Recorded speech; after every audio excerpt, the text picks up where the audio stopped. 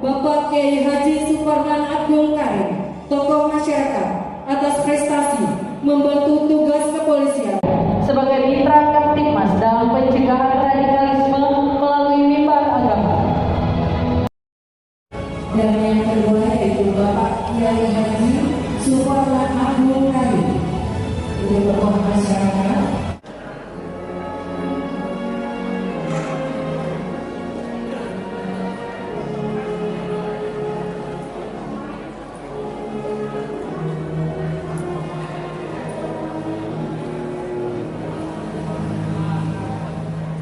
Assalamualaikum warahmatullahi wabarakatuh.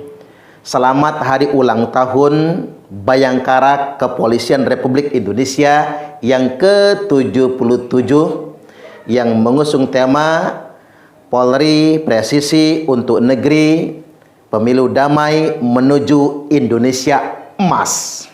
Di hari yang berbahagia ini, saya ucapkan terima kasih kepada Bapak Kapolda Lampung yang telah memberikan penghargaan kepada kami, yakni atas prestasi membantu tugas kepolisian Republik Indonesia sebagai mitra Kamtibmas dalam pencegahan radikalisme melalui mimbar agama.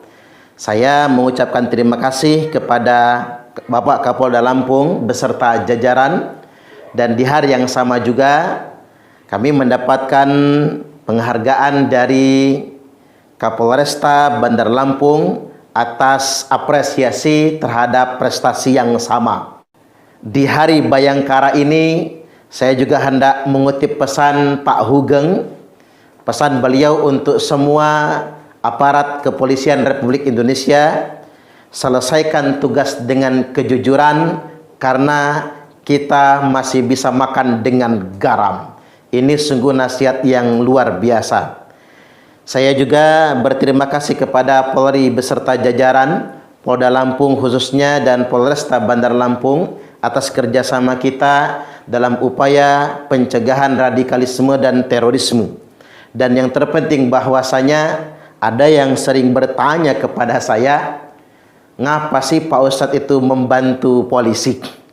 Ada juga yang menyatakan ngapa Ustadz itu terlalu membela pemerintah. Sampai-sampai yang mempertanyakan itu memblokir nomor WhatsApp saya. Saya ingin tegaskan pada kesempatan kali ini, apa yang kita lakukan sebetulnya dalam rangka membela negara, negara kesatuan Republik Indonesia. Ingat pesan Amirul Mukminin Umar ibn Khattab radhiyallahu an, la islama illa bijamaah. Tidak ada Islam kecuali dengan negara. Oleh karena itu wujudnya Islam dengan cara mewujudkan negara atau terjaganya negara. Dalam konteks kita, negara kesatuan Republik Indonesia. Wala jama'ata illa biimarah. Dan tidak ada negara kecuali dengan terselenggaranya pemerintahan. Wala imarata illa bil ta'ah, dan tidak akan ada pemerintahan kecuali untuk ditaati. Artinya memang loyalitas kepada pemerintah yang sah merupakan perwujudan loyalitas dan kesetiaan kita kepada negara. Dalam konteks kita negara kesatuan Republik Indonesia, dan ternyata loyalitas dan kesetiaan kita kepada negara itu berbanding lurus atau bentuk pengejewentahan, bentuk pembuktian dari kesetiaan kita kepada Islam. Oleh karena itu, orang yang memberontak dengan negaranya, melawan kepada negaranya sendiri, sama saja orang yang telah melawan Islam itu sendiri. Jadi melawan negara itu merupakan perlawanan yang nyata kepada Allah Ta'ala dan Rasulnya. Maka Rasulullah Sallallahu Alaihi Wasallam telah bersabda, man kharaja minat ta'ah wa faraqal jamaah famata mata mitatan jahiliyah. Barang siapa yang keluar dari ketaatan kepada pemerintah yang sah, wa faraqal jamaah, dan dia memisahkan diri atau melawan negara, maka dia mati mata mitatan jahiliyah, matinya mati jahiliyah. Jadi kalaupun ada orang yang mengatasnamakan agama untuk melawan negara atau mengatasnamakan agama untuk melawan pemerintah yang sah, dia kalau mati, matinya bukan mati syahid, tapi matinya mati jahiliyah. Ini penting buat kita ingat. Dan sekali lagi ingin saya sederhanakan, bernegara merupakan implementasi dalam beragama, berislam itu sendiri. Dan negara itu punya alat, yakni pemerintahan. Termasuk di dalamnya TNI, Polri merupakan alat negara. Oleh karena itu kita sebagai masyarakat punya kewajiban mematuhi TNI, Polri selama mereka melaksanakan tugas negara sesuai dengan undang-undang yang berlaku. Mudah-mudahan sesuai dengan tema Hari Bayangkara tahun ini, Polri presisi untuk negeri, pemilu damai menuju Indonesia emas. Indonesia semakin jaya setara dengan semua negara maju di dunia internasional. Ingat sekali lagi pesan Pak Hugeng, mantan Kapolri, selesaikan tugas dengan kejujuran, karena kita masih bisa makan walaupun dengan garam. Anda bisa saksikan ceramah saya yang berikutnya yang saya ceramahkan pada apel pagi di Mapolda Lampung. Selamat menyimak. Allahumma salli wa sallim ala sayyidina Muhammadin wa ala alihi wa sahbihi ajma'in. Amma ba'd. Tabi'un. Yang saya hormati Bapak Wakapolda, Bapak Brigjen Pol Dr. Andes Subianto, segenap pejabat Polda Lampung, Bapak-bapak dan ibu-ibu rahimakumullah. Pagi ini saya diamanahi Pak Wakapolda untuk menyampaikan wawasan kebangsaan.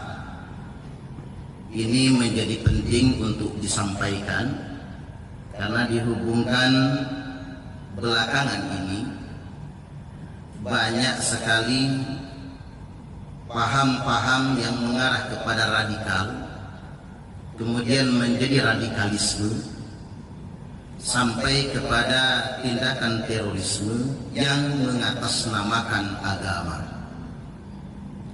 Di awal hendak saya katakan, agama itu seperti air mengalir. Di hulunya suci, tapi begitu semakin ke hilir dia mulai tercemar. Coba kita perhatikan, Pak. Yang kita tinggal di gunung dekat dengan mata air, airnya segar, bercampur batu. Tapi begitu sudah sampai ke hilir, apalagi ke muara, airnya menjadi keruh. Sama dengan beragama. Agama ini, agama manapun, dari hulunya suci, tetapi menjadi tercemar ketika sudah sampai ke hilir. Nah, siapa yang mencemari agama ini? Yakni pelaku beragama itu sendiri. Mengapa demikian? Ini sangat mungkin karena intervensi hawa nafsu. Jadi saya ingin katakan di awal kepada Bapak Ibu, tidak semua orang yang bicara agama itu persis dengan maunya agama. Tidak semua orang bicara Al-Quran itu sesuai dengan maunya Allah yang mewahyukan Al-Quran. Betapa banyak orang karena faktor hawa nafsu menafsirkan Al-Quran, menafsirkan hadis, atau menafsirkan pemahaman keagamaan sesuai dengan hawa nafsunya. Wa ma yantiqu 'anil hawa. Hanya Nabi, Bapak Ibu, yang kalau bicara tidak berdasarkan hawa nafsu. Hanya Nabi. Ini yang perlu saya tekankan. Jadi begini, Pak Polisi itu nggak boleh terlalu percaya kalau ada orang bicara agama. Termasuk saya lah. Kita fair-fairan saja. Jadi para ustadz, para penyampai agama manapun ini tentunya tidak boleh menuhankan diri. Seakan-akan kalau dia bicara agama itulah maunya Tuhan, nggak boleh. Kita juga sebagai umat juga harus selektif. Tidak semua orang bicara agama itu sesuai dengan maunya agama. Nah, mengapa sekarang ini banyak orang bicara atas nama agama? Karena begini Bapak Ibu, agama itu paling mudah digunakan untuk memanipulasi orang awam. Makanya Pak Polisi mungkin kaget kan, ada Ustadz cabul misalnya, kok mencabuli sekian belas santrinya gitu. Kan kita nggak percaya gitu. Ada pemuka agama cabul misalnya. Mengapa demikian? Karena agama memang paling mudah sebagai alat untuk mengkamuflase orang awam. Makanya kalau kata filsuf itu, religion is an opium for the people. Agama itu candu buat rakyat, candu buat masyarakat. Maka pada kesempatan kali ini dihadapkan dengan radikalisme dan terorisme atas nama agama. Ini virus sebetulnya. Dan virus itu nggak ada obatnya, sama dengan corona. Nggak ada obatnya, yang ada vaksin. Maka karena virus ini atas nama agama, maka vaksinnya juga harus agama. Dan tentunya siapa yang menyebarkan virus? Orang-orang yang dalam tanda kutip berlabelkan tokoh agama. Makanya bahasa BNPT itu begini Pak, pintu masuk radikalisme itu adalah pemuka-pemuka agama. Vaksinnya, jalan keluarnya radikalisme juga adalah pemuka-pemuka agama. Jadi memang yang harus berhadapan dengan ini adalah para pemuka agama. Makanya Nabi bersabda, nanti di akhir zaman kata Nabi, la ya'rifuna al-ulama'a illa bitaubin hasan. Nanti di akhir zaman orang tidak kenal ulama kecuali cuman karena pakaiannya saja. Pokoknya udah pakai udeng-udeng, udah pakai jubah gitu Pak, janggutnya sampai udel misalnya, ulama misalnya. Jadi ulama itu digunakan alat sebagai kamuflase bagi orang awam. Ini kata Nabi. Jadi agar kita nggak tertipu, di awal ingin saya tegaskan di situ dulu. Jadi jangan sampai dikredit bela ulama, ini bela ulama misalnya Pak. Ulama dijadikan alat sedemikian rupa. Begitu arogannya kata ulama itu. Padahal annal ulama'a warasatul anbiya. Ulama itu pewaris para nabi. Jadi dia harus punya kredibilitas sebagaimana kredibilitasnya nabi. Oh, ada di Indonesia ini orang katanya ngaku ulama, akhlaknya nggak bagus, kerjanya nyaci maki, ceramahnya nantang-nantang, mengajak masyarakat melawan pemerintah, tapi banyak penggemarnya. Ini pikir saya, ada apa dengan umat di Indonesia ini? Ada masalah apa dengan umat Islam ini sebetulnya? Ini hati-hati sekali bagi kita semua. Jadi yang harus kita sadari pertama Bapak Ibu, sekarang ini zaman yang banyak itu bukan ulama, yang banyak itu tukang ceramah. Makanya kadang-kadang ceramahnya nggak profesional gitu. Karena memang bukan ulama sebetulnya. Nabi sudah sampaikan itu semua. Kalau pakai kriteria ulama itu berat Bapak Ibu, mungkin baru bisa disebut ulama itu kayak Gus Baha, Kiai Haji Bahauddin Nur Salim. Kalau yang belum kayak beliau kayaknya belum juga lah kayaknya.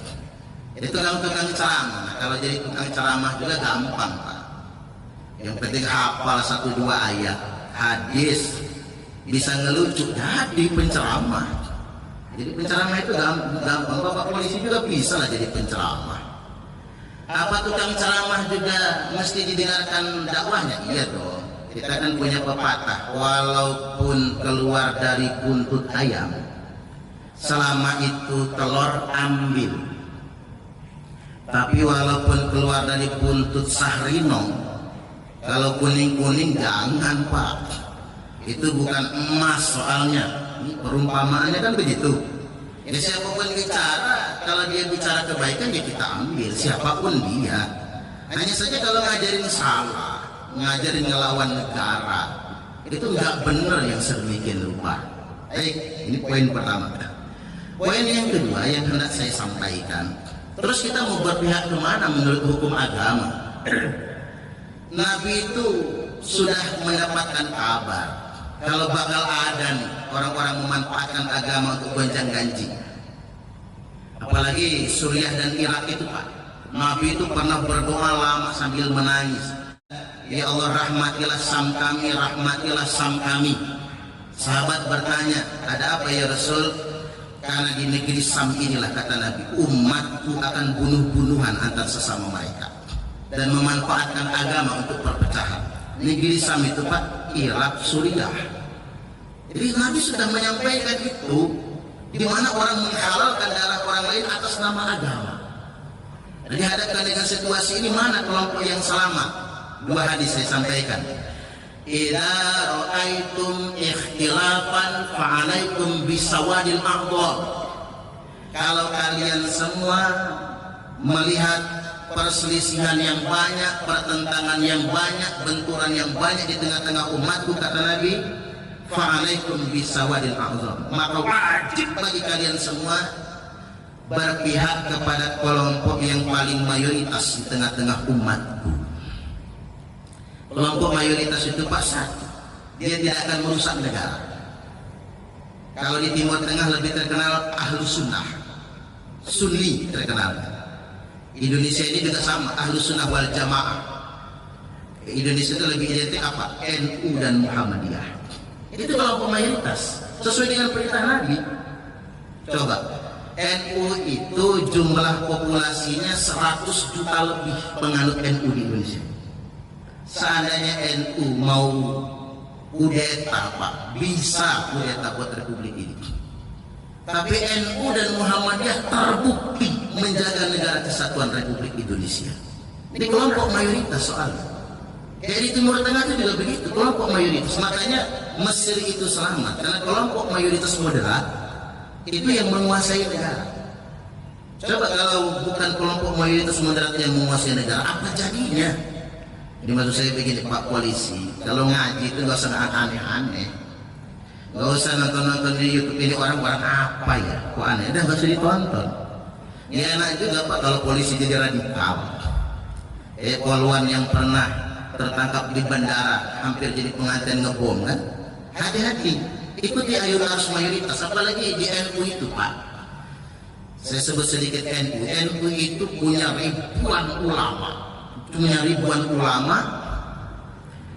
ribuan pesantren, satu-satunya hanya di NU yang mengajarkan kitab kuning. Kalau bapak-bapak pengen punya anak yang ahli baca kitab kuning, ya mondoknya di NU lah. Itu ilmu alat yang lengkapnya di Nahdlatul Ulama, punya jutaan santri alumninya yang siap menjaga NKRI. Bahkan NU 2019 kemarin ini yang luar biasa bagi saya, dalam musyawarah alim ulama mengeluarkan rekomendasi. Rekomendasinya bunyinya begini: penghapusan penyebutan kafir kepada warga negara non muslim. Ini luar biasanya. Karena dalam fikih siasah, orang kafir itu warga negara kelas 2. Itu tidak boleh ada di negara kita ini seperti warga negara kelas 2. Luar biasa sumbangsi NU. Disitulah saya merasa NU memang kumpulan para ulama. Sebetulnya Mesir sudah duluan. Di Mesir itu mengatakan kafir kepada orang non muslim itu bisa dipidana karena termasuk menghina mereka. Tidak boleh yang sedemikian rupa. Kemudian Muhammadiyah itu organisasi keagamaan dengan amal usaha terbanyak sedunia internasional. Mulai dari PAUD sampai universitas, rumah sakit, luar biasa Muhammadiyah. Artinya kalaupun Pak Polisi ingin belajar agama dan terafiliasi, jangan yang aneh-aneh pokoknya, masuk saja ke yang mayoritas. Nah hadis yang kedua, kalau kalian semua melihat perselisihan yang banyak di tengah-tengah umatku, kata Nabi, kelompok yang paling selamat itu firqatun najiyah. Apa itu firqatun najiyah? Wahiyal jamaah. Yang paling selamat itu kata Nabi al-jamaah. Apa itu al-jamaah? Yakni negara. Jadi kalau kita bingung betul mau berpihak kemana, gak usah bingung-bingung Bapak Ibu. Berpihaklah pada negara. Karena yang selamat itu negara. Al-jamaah. Al-jamaah itu kalau kata ulama, tempat berkumpulnya para pemimpin umat untuk bersepakat dalam urusan mereka dan satu satu-satunya institusi yang paling sah sebagai tempat berkumpulnya para pemimpin dalam bersepakat dalam urusan mereka hanya negara. Makanya melawan negara itu Bapak Ibu dosanya besar. Saya bacakan hadisnya dulu. Man khola'a yadan min ta'atin, barang siapa yang melepaskan tangannya dari ketaatan kepada negara, kepada pemerintah yang sah, laqiyallaha yaumal qiyamati la hujjatalah, dia akan ketemu Allah pada hari kiamat nanti tanpa hujah. Kalau dalam bahasa kepolisian itu apa Pak? Bahasa penyidik. Motifnya ditanya. Kamu maling motifnya apa? Ekonomi atau NII misalnya. Kamu berzina motifnya apa? Kriminal yang lain Allah tanya motifnya. Kenapa kamu berzina? Maaf Tuhan, saya 3 tahun ditinggal bini merantau ke Arab misalnya. Nggak tahan saya. Entah ini motifnya diterima Allah atau tidak, yang penting didengar. Tapi ada perbuatan kriminal yang di akhirat nanti Allah nggak tanya motifnya.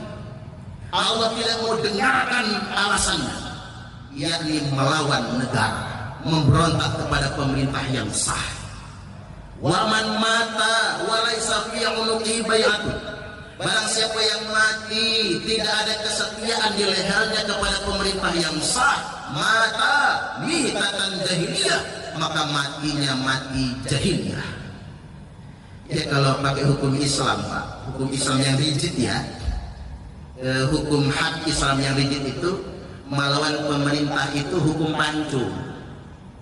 Makanya kalau di Arab Saudi ngeritik raja itu hukum pancung, bukan melawan, ngeritik saja, ngeritik di muka umum. Karena di sana ada fikih, boleh ngeritik raja, tapi nggak boleh di muka umum, nggak boleh di ceramah khalayak massa, nggak boleh. Apalagi di kampanye akbar, nggak boleh. Di mimbar-mimbar massa nggak boleh. Maka bisa dihukum pancung karena disamakan melawan pemerintah.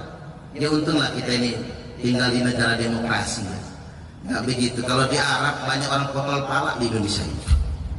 Indonesia ini negara paling demokratis loh Pak di dunia internasional. Saya luar biasa. Bahkan menurut saya maaf Pak Komandan, Indonesia ini terlalu lembut dengan kelompok radikal teroris itu, terlalu lembut. Di Malaysia itu di penjara 25 tahun baru disidang, baru pembuktian 25 tahun. Kalau di Amerika Serikat lempar ke pulau. Kalau di Arab Saudi begitu ditangkap pulang udah potol palanya. Sidang tidak lama-lama, tangkap hari ini, Rabu depan sudah dipotong kepala. Karena buat teroris radikalis di Arab Saudi itu dieksekusi di hari Rabu, tidak boleh di hari Jumat. Apa bahasa mereka? Dikafirkan oleh mereka. Hari Jumat eksekusinya, cuma seminggu jaraknya. Indonesia ini paling lembut. Malah terduga terpidana, tersangka terpidana itu enak, keluarganya dikunjungi sama petugas, anaknya sekolah disekolahkan, keluar dari penjara. Subhanallah, saya dapat informasi dari Intelkam itu ada yang dimodali bikin warung soko 30 juta, dimodali beli mesin bubut 200 juta. Subhanallah, enak juga jadi teroris ya Pak ya. Coba yang begal-begal itu kan pulang dari penjara dimodalin semua misalnya. Artinya memang sok banget ya. Kita ini lembut banget. Negara yang paling bermartabat memperlakukan mereka semua. Baik, saya tambahkan hadis lagi tentang perkara melawan pemerintah. Man mata wa huwa mufariqul lil jamaah, barang siapa yang mati dalam keadaan memisahkan diri dari al-jamaah. Apa al-jamaah? Negara. Dan ada di Indonesia ini orang yang tidak mengakui NKRI, malah dia punya negara sendiri Pak, namanya Khilafatul Muslimin ya. Punya negara sendiri dia. Padahal kalau menurut hukum Islam, barang siapa yang mati dalam keadaan tidak mengakui negaranya, maka fa innahu yamut mata mitatan jahiliyah. Sesungguhnya kalau dia mati, matinya mati jahiliyah. Alih-alih dia pengen mati syahid, malah matinya yang mati jahiliyah. Tidak dianggap mati sebagai orang mukmin. Poin kedua. Sekarang saya masuk poin ketiga, biar Pak Polisi juga mantap ngadepin teroris itu. Tidak ada satupun agama yang mengajarkan terorisme, tetapi bahwasanya bahwasanya pelaku-pelaku teroris melakukan aksinya mengatasnamakan iya, karena terorisme itu dibangun berdasarkan distorsi dan manipulasi ajaran agama. Dan biasanya terorisme itu melibatkan kelompok agama mayoritas. Ini saya pakai bahasa BNPT ya Pak, bukan bahasa saya, ini bahasa BNPT. Jadi saya ngutip Brigjen Pol Raden Ahmad Nur Wahid, karena beliau itu pernah jadi muridnya Abu Bakar Ba'asyir, hampir berangkat ke Afghanistan. Jadi gawat kalau ada polisi hampir berangkat ya. Jadi beliau tahu betul, kata beliau, yang tahu cara berpikirnya teroris hanya teroris atau orang yang pernah terpapar ajaran teroris. Itu yang tahu betul cara berpikirnya. Saya balik lagi, kelompok agama mayoritas. Coba kita lihat di Myanmar. Di Myanmar itu ada biksu yang sangat rasis dan menghalalkan darah orang-orang Rohingya. Terorisnya beragama Buddha. Di India ada pemuka agama Hindu yang sangat rasis dan anti-Islam. Pemuka agamanya beragama Hindu. Kemudian yang berikutnya, penyerangan, penembakan jamaah yang sedang sholat di masjid di New Zealand, pelakunya beragama Kristen, orang Australia. Di Papua, masjid dibakar, pelakunya beragama Kristen, karena melibatkan masyarakat yang mayoritas. Nah, di Indonesia, mengapa rata-rata terorisnya berKTP Islam? Di Timur Tengah berKTP Islam karena mereka bagian dari agama mayoritas. Jadi Islam tidak pernah mengajarkan terorisme. Tapi apakah ada isyarat dari Islam untuk memerangi teroris? Ya, jawabannya. Kita langsung masuk ke dalil. Ini dalil yang saya bacakan di Polda kemarin. Biar nggak ragu kita semua. Nabi bersabda, "Sayakhruju qaumun fi akhir zaman." Akan keluar sekelompok orang di akhir zaman. Nah, ini huruf sin ya Pak. Sayakhruju. Kalau pakai kaidah ilmu bahasa, huruf sin yakhrujunya fi'il mudhari'. Ini menunjukkan kelompok ini pasti ada, bukan ramalan, bukan hanya duga-dugaan, tapi benar-benar ada. Akan keluar sekelompok orang di akhir zaman, al-ahdatul asnan, usia mereka masih muda-muda, kata Nabi, muda-muda, semangat mereka membara, selamat mereka membara. Makanya mereka itu Pak, kelompok-kelompok yang radikal itu semangat, teriak-teriak kan. Kadang-kadang kita kalah roh sama mereka. Ahdasul asnan, usia mereka muda-muda. Yang masih sahih itu petugas yang gugur memerangi teroris. Jangan kebalik logikanya. Kalau terorisnya mati sangit, bukan mati sahid. Makanya ini buat penguatan bapak-bapak petugas, jangan sampai ragu nangkep mereka itu Pak. Ustaz, yang saya tangkap itu orangnya soleh-soleh. Saya bacakan hadisnya dulu. Yakhruju qaumun, akan keluar sekelompok orang min ummati, di tengah-tengah umatku. Ini kalau didengar oleh kelompok mereka dipelintir ini Pak. Ustaz Suparman menuduh Islam teroris. Padahal Nabi yang bersabda, ada potensi teroris dalam umatnya sendiri. Ini Nabi. Yakhruju qaumun min ummati, akan keluar sekelompok orang di tengah-tengah umatku, kata Nabi, yaqra'unal Quran. Mereka semua fasih membaca Al-Quran. Bahkan teroris yang membunuh Imam Ali itu hafal Quran 30 juz. Buat Pak polisi hati-hati. Saya tahu lah banyak polisi yang soleh Pak, yang pengen betul anaknya hafal Quran. Tapi tolong Pak, selektif milih rumah tahfiz. Hati-hati milih pondok pesantren. Nanti anaknya begitu pulang mondok, hormat bendera haram, nyanyi lagu Indonesia Raya haram, pemerintah togut, bahaya itu. Apa jadinya negara kita ini? Jadi mereka itu fasih-fasih membaca Al-Quran.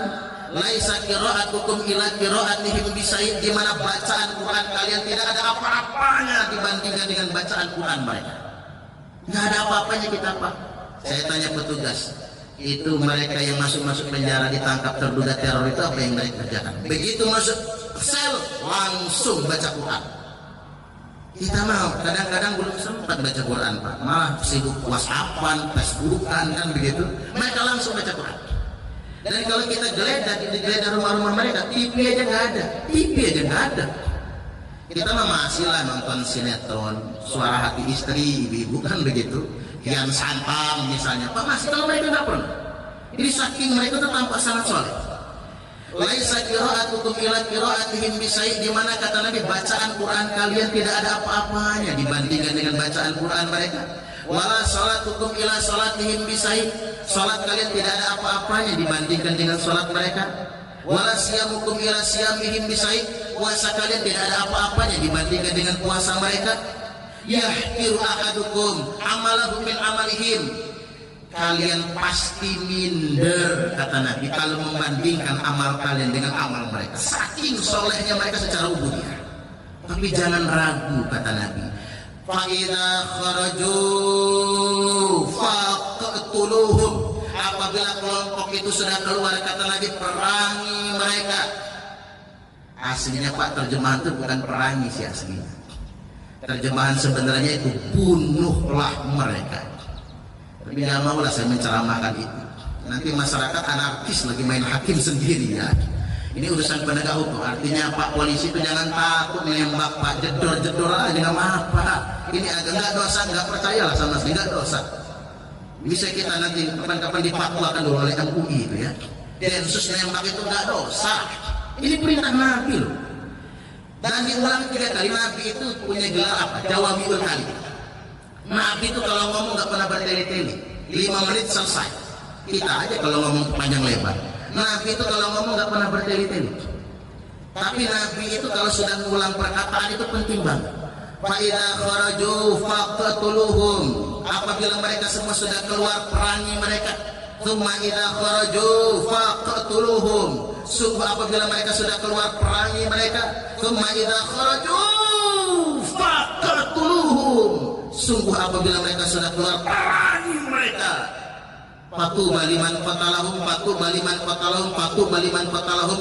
Beruntunglah yang memerangi mereka, beruntunglah yang memerangi mereka, beruntunglah yang memerangi mereka. Nabi ulang sampai 10 kali. Sebaik-baiknya mati terbunuh adalah mati dibunuh teroris kata Nabi. Tapi sejelek-jeleknya korban terbunuh adalah teroris yang dibunuh oleh kalian semua. Sampai segitunya. Jadi jangan ragu para petugas, kita bela negara. Baik, satu lagi terakhir. Mereka mendistorsi ajaran agama. Salah satu yang mereka distorsi adalah khilafah. Nah, ini khilafah nih. Banyak betul aliran-aliran khilafah itu. Ada istilah proxy war. Di Timur Tengah, hancurnya Libya, Irak, Suriah itu didahului oleh kelompok-kelompok yang mengatasnamakan agama untuk melawan pemerintah yang sah. Dan kelompok-kelompok itu selalu mengatasnamakan ingin mendirikan daulah dan ingin mendirikan khilafah. Saya kasih jawaban. Tidak ada satu pun dalil di dalam Quran hadis yang memerintahkan menegakkan khilafah. Nanti bisa di-searching di YouTube saya ya Pak, tentang nas khilafah. Itu saya jelaskan secara mendetil. Ya itu nambah viewersnya ya Pak, sama subscribe-nya. Jadi bisa dibaca, ditonton di situ. Tidak ada dalilnya satu pun. Jadi kita ini sedang dibohongi. Ada apa dengan umat muslim di Indonesia ini? Kok mau dibohongi oleh pengasong-pengasong khilafah? Nggak ada perintahnya sama sekali. Jadi kalau orang menegakkan khilafah nggak ada pahalanya. Tapi perintah sholat subuh jelas, mendirikan sholat jelas, sedekah itu jelas. Bahkan kita ini bela negara jelas betul kan, man qutila duna malihi fahuwa syahid, yang mati karena membela harta mati syahid. Man qutila duna ahlihi fahuwa syahid, yang mati karena membela keluarga mati syahid. Apalagi mati membela negara, itu matinya mati syahid. Dan Nabi bersabda, al khilafatu fi ummati 30 sanah. Khilafah di tengah-tengah umatku cuma 30 tahun. Jadi jangan mau ditipu kita. Cuma 30 tahun. Itu mamul pun habis itu kerajaan kata Nabi. Dan pemerintahan yang berikutnya. Abu Bakar 2 tahun, Umar 10 tahun, 12 tahun totalnya. Utsman 12 tahun jadi 24, Ali 6 tahun, pas 30 tahun. Enggak ada lagi kehilapan setelah itu semua. Kemudian yang berikutnya, mereka mengkamuflase kita dengan bendera hitam. Menyebutnya bendera tauhid. Ya sempat kisruh ya Pak di momen-momen politik tahun-tahun yang lalu. di Jawa ya, tentang bendera hitam sampai ke Lampung sebagainya. Ada hadis tentang bendera hitam. Idza ra'aitumur rayati sud, apabila kalian semua melihat bendera hitam dikibarkan di mana-mana. Sudah ada peringatannya kan? Kalian melihat bendera hitam dikibarkan, falzamul arda wala tu'arriku aydiyakum wala arjulakum. Tetaplah di bumi kalian masing-masing. Jangan gerakkan tangan kalian, jangan gerakkan kaki kalian, jangan ikut-ikutan mereka. Nabi tahu, sudah dapat kabar 2014 ribuan orang Indonesia berangkat ke Suriah gabung sama ISIS. Tahu. Tapi mereka tuh nggak ngebaca hadis ini soalnya. Jangan gerakkan tangan kalian, jangan gerakkan kaki kalian, jangan ikut-ikutan mereka. Mereka itu kata Nabi kelompok bendera hitam palsu. Qulubuhum kazuburil hadid, hati mereka keras bagaikan batu, nggak bisa diomongin, keras sekali. La yakuna bi ahdin wala mitsaqin, mereka itu melanggar kesepakatan, melanggar perjanjian. Bahasa kitanya, mereka lah yang merusak negara. Negara adalah hasil kesepakatan, hasil perjanjian, tapi dirusak oleh mereka semua. Na'udzubillahi min dzalik. Mereka mendistorsi bendera hitam. Saya ditanya, ada nggak Ustaz bendera hitam beneran? Ada. Bukan sekarang, nanti ketika Dajjal sudah menjajah dunia internasional. Terus juga di zaman Dajjal itu negara nggak ada lagi Pak, karena terjadi kelumpuhan total. Nggak apa-apa saya ngomong agak sedikit ke atas ya. Jadi begini, nanti terjadi kemarau panjang 3 tahun, tidak ada satupun daun hijau, dan praktis orang nggak bisa makan. Maka semua negara di muka bumi ini bubar kecuali Dajjal. Dajjal memimpin pasukan. Nah, Imam Mahdi juga memimpin pasukan. Pasukan Imam Mahdi itu yang memakai bendera hitam tanda. Maka sebelum Dajjal muncul, sebelum Imam Mahdi memimpin pasukan melawan Dajjal, semua bendera hitam adalah bendera hitam palsu. Apalagi dikasih judul bendera tauhid. Sejak kapan tauhid punya bendera? Nggak ada istilah bendera tauhid itu. Jadi polisi juga jangan ragu-ragu tentang perkara ini. Baik, yang terakhir, distorsi ajaran jihad. Saya sederhanakan, jihad itu nggak harus perang. Suami menafkahi keluarga itu jihad. Cuman ada nggak jihad dalam bentuk perang? Ada. Tapi menurut hukum Islam, jihad perang hanya sah atas perintah kepala negara. Dulu perintah Nabi, habis itu perintah khalifah, perintah raja, dan termasuk kalau zaman sekarang perintah presiden. Hanya satu orang yang boleh memerintahkan perang di Republik ini, hanya presiden. Jadi hanya presiden. Negara kita diinvasi negara luar, hanya presiden yang boleh memerintahkan perang. Selain itu tidak boleh. Ya, kalau yang merintahin perang Abu Bakar Basir, matinya bukan mati syahid, mati sakit. Nggak jadi yang kayak gitu, hanya presiden. Kalau presiden perintahkan tentara, TNI, Polri, komponen cadangan, semua laki-laki wajib keluar dari rumah untuk berperang, itu baru boleh kita lakukan. Selama tidak ada perintah, tidak boleh melakukan perang seperti yang mereka sampaikan tersebut. Baik, ini mungkin pembekalan pada kesempatan kali ini. Kapan-kapan kalau pengen penjelasan lebih detail, kita bisa bahas di forum-forum terbatas atau bisa tanya jawab ya Pak. Tapi yang jelas, apa yang kita lakukan membela negara NKRI harga mati, ini sudah final, ini sudah berdasarkan fatwa ulama. Jagalah negara kita sendiri, terutama bagi kaum muslimin, belajar yang benar, bersanad. Satu, fa'alaikum bisawadil azam, ikuti saja yang nasional, kelompok mayoritas. Yang kedua, fa'alaikum bil jamaah, wajib kita membela negara. Kalau kita bingung betul ingin berpihak kemana, satu, berpihak saja kepada negara, karena yang paling selamat adalah yang membela negaranya. Demikian dari saya, kurang lebihnya mohon maaf, dan kepada Allah Ta'ala mohon ampun. Wallahul muwaffiq ila aqwamit thariq. Assalamualaikum warahmatullahi wabarakatuh.